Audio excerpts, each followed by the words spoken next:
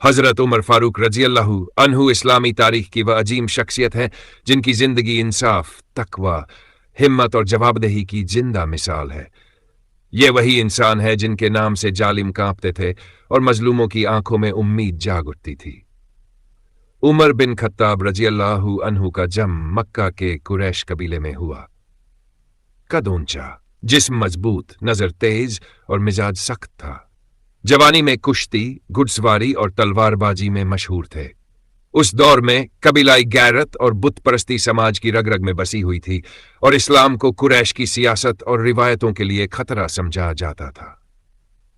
उमर रजी अल्लाहु अन्हु भी शुरू में इस्लाम के सख्त मुखालिफ थे और कई बार मुसलमानों पर सख्ती करते दिखाई देते थे, मगर अल्लाह की तदबीर कुछ और ही थी। एक दिन गुस्से में भरे हुए हाथ में तलवार लिए ये इरादा करके निकले कि रसूलुल्लाह सल्लल्लाहु को नुकसान पहुंचाएंगे। रास्ते में एक आदमी मिला जिसने कहा कि पहले अपने घर की खबर लो, तुम्हारी बहन और बहनोई इस्लाम कबूल कर चुके हैं।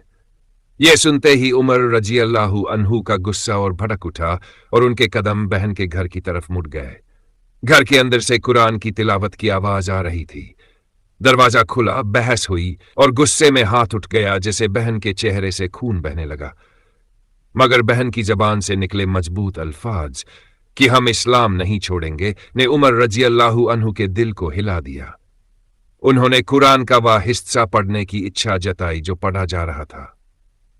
वुजू करने के बाद जब सूरह ताहा की आयतें पढ़ीं तो दिल पिघल गया, आंखों से आंसू बहने लगे और उसी लम्हे जिंदगी की दिशा बदल गई।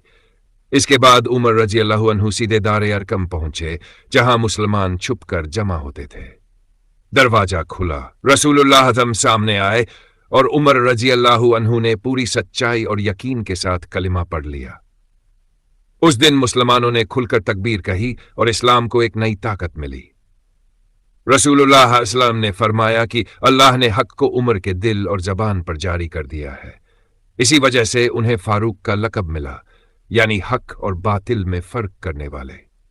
इस्लाम कबूल करने के बाद उमर रजी अल्लाहु अन्हु का मिजाज वही रहा, मगर अब वह अल्लाह के लिए था।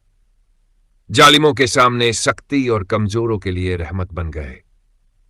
पहली बार मुसलमानों ने खुलेआम काबा में नमाज अदा की।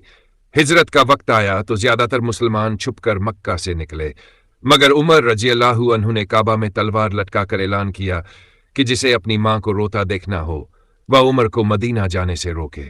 कोई आगे नहीं बढ़ा और यह ईमान की बुलंदी का ऐलान था। मदीना में रसूलुल्लाह सल्लल्लाहु के साथ हर मुश्किल में उमर रजी अल्लाहु अन्हु चट्टान बनकर खड़े रहे। बदर, उहुद और खंदक जैसी जंगों में उनका हौसला देखने लायक था। कई मौकों पर उनकी राय वही साबित हुई जो बाद में कुरान की आयतों के जरिए अल्लाह की तरफ से तस्दीक पाई।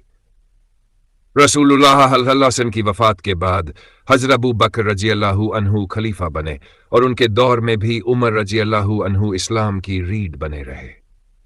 हज़रत अबू बकर रजी अल्लाहु अन्हु के इंतकाल के बाद जब उमर फारूक रजी अल्लाहु अन्हु खलीफा बने तो लोगों को डर था कि इतना सख्त आदमी हुकूमत कैसे करेगा, मगर उनकी खिलाफत इंसाफ और सादगी की मिसाल बन गई। उन्होंने हुक्मरानों और आम लोगों के लिए एक जैसा कानून लागू किया। रातों को मदीना की गलियों में गश्त करना उनका मामूल था ताकि कोई भूखा या परेशान न रह जाए। एक रात गश्त के दौरान उन्होंने बच्चों के रोने की आवाज सुनी। पास जाकर देखा कि एक गरीब औरत चूल्हे पर बर्तन चढ़ाए बैठी है, मगर उसमें सिर्फ पानी उबल रहा है। बच्चे भूख से बिलख रहे थे और मां उन्हें बहलाने के लिए कह रही थी कि खाना पक रहा है। जब उमर रजी अल्लाहु अन्हु ने पूछा तो औरत ने बेबसी से कहा कि अमीरुल मोमिनीन को हमारी भूख की क्या खबर। यह सुनते ही उनका दिल कांप उठा। वे फौरन बैतुल माल गए, आटा और घी अपने कंधों पर उठाया और उस औरत के घर लाए। जब किसी ने बोझ उठाने की पेशकश की तो उन्होंने कहा कि कयामत के दिन मेरा हिसाब कोई और नहीं देगा। उन्होंने खुद खाना पकाया, बच्चों को खिलाया और तब तक वहीं बैठे रहे जब तक बच्चों के चेहरे पर मुस्कान नहीं आ गई। उमर फारूक रज़ी अल्लाहु अन्हु का इंसाफ सिर्फ मुसलमानों तक सीमित नहीं था, गैर मुस्लिम भी उनकी अदालत में पूरे हक के साथ खड़े होते थे।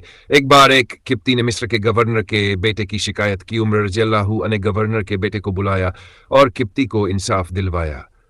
फिर फरमाया कि तुमने लोगों को कब से गुलाम बना लिया जबकि उनकी माओं ने उन्हें आजाद जना था। ان کی سادگی کا عالم ہتھا کی پیبند، لگے بڑے پہنتے साधारण खाना खाते اور خود کو امت کا خادم سمجھتے تھے۔ اکال کے دنوں میں انہوں نے قسم کھائی کہ جب تک آخری مسلمان کا پیٹ نہ بھر جائے وہ خود گھی اور مانس نہیں کھائیں گے۔ ان کی آنکھوں کے نیچے بھوک کی وجہ سے کالے ہلکے پڑ گئے، مگر انہوں نے صبر کیا۔ بیت المقدس کی فتح کے موقع پر جب انہیں بلایا گیا تو وہ اونٹ کی باری پر سواری کرتے ہوئے پہنچے۔ شہر کی چابیاں لیتے وقت ان کی سادگی دیکھ کر دنیا حیران رہ گئی۔